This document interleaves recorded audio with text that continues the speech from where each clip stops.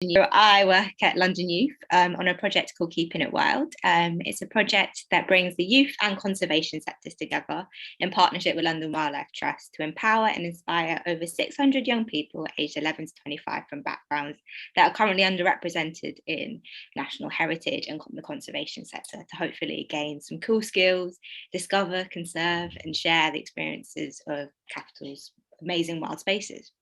And they develop and deliver their own projects and creative campaigns to raise awareness and encourage practical conservation in their local community. Is it all right if we go to the next slide? Cool. There should be some pictures coming up to show some amazing projects that happened actually over lockdown. So despite social distancing and all of these different like lockdown rules, young people have come together over lockdown to set up things like eco councils, creating their own maps of parks in London, having growing competitions, working in their community gardens, running intergenerational walk-in talks, having mindfulness walks, creating bird feeders, and cleaning London's canals. They've even created things like wildlife dictionaries, which have been translated into things like Arabic and Amharic and Tigray, and also Albanian. And it's been great to have had the opportunity to really reflect on the weight that's been put on young people during this time and the frustrations that they must have felt, because we all felt like things were out of our control, but imagine what it was like for young people who often lots of things are not in their control, but I've witnessed them take control of the areas that were theirs and show up for things that they thought was important to make the communities a better place for them. Is it all right if we go to the next slide? Thanks. Hopefully coming up is an amazing project called Autis. Oh no, I think it's like 3 slides before, sorry. Cool, and then a slide I think beforehand as well, so that's cool. Yeah, that's it.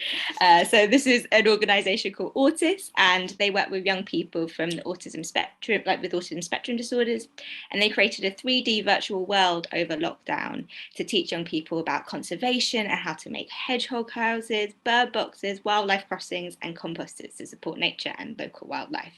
So you could learn how to use your own very own objects in your house to save London's wildlife.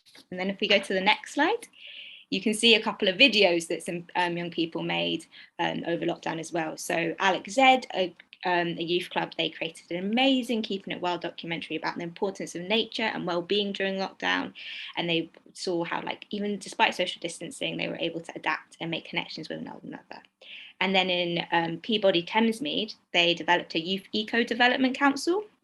And it's a group of young people who are passionate about creating change in Thamesmead area.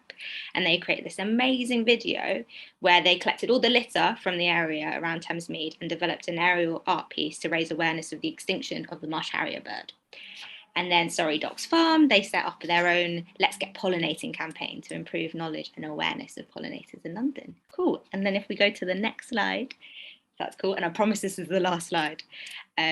We can see this amazing art project that Kian from Wapping Youth FC created. So he lives on a really busy main road in Canary Wharf, and he made this big banner saying we need change to represent the global warming causing harm for his community. And he created it out of litter and different plastic or things that he found around the house. And you can see in each word he actually put things that he wished he could see in London, so like more different wild spaces and different animals. And I think I thought I'd end on that to just say that it's been amazing this past year to see what young people have done despite all of the restrictions that they've had and showed up for their communities. And hopefully, if we want London to be a national park city, we need to amplify young people's voices in order for it to become a healthier and greener and wilder space.